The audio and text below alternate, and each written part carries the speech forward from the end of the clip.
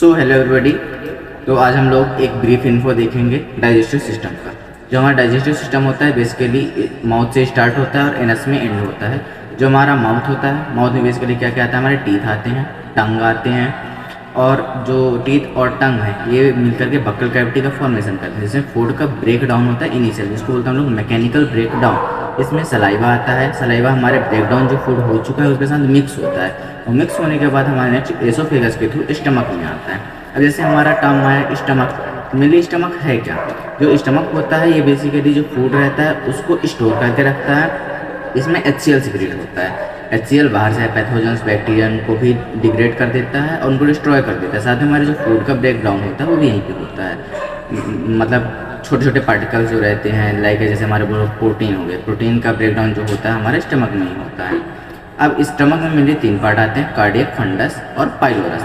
3 part आते हैं। इसके बाद हमारा नेक्स्ट पार्ट आता है जो कि आता है इंटेस्टाइन का। इंटेस्टाइन बेसिकली 2 तरह की होती है, स्मॉल इंटेस्टाइन और लार्ज इंटेस्टाइन। लाइक जैसे स्मॉल इंटेस्टाइन में 3 पार्ट होते हैं, ड्यूडेनम, जेजुनम और इलियम।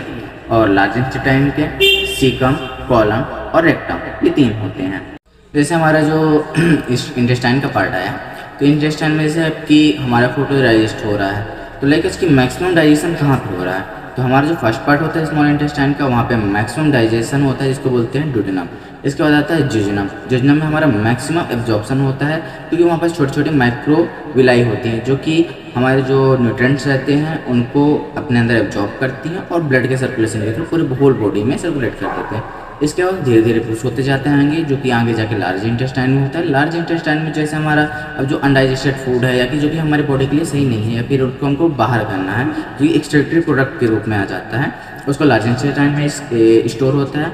और बेसिकली यहाँ पर क्या होता है कि लाइक कुछ ड्रग्स होती हैं ऐसी जो कि लार्ज इंटेस्टाइन में एब्जॉर्ब होती हैं, और बोल सकते हैं कि कुछ वाटर जो होता है, वाटर कुछ अमाउंट लार्ज इंटेस्टाइन में अपना स्टोर होता है। और लार्ज इंटेस्टाइन के बाद आने के बाद जो अपना सीकम, कोलम, रेक्टम 3 पार्ट आते हैं, और उसके बाद आता है एनस। इसी के थ्रू हमारा सर्कुलेट होता है और हमारा जो फीकल मटेरियल है वो हमारी बॉडी से एक्सक्रीट आउट हो जाता है। Thank you.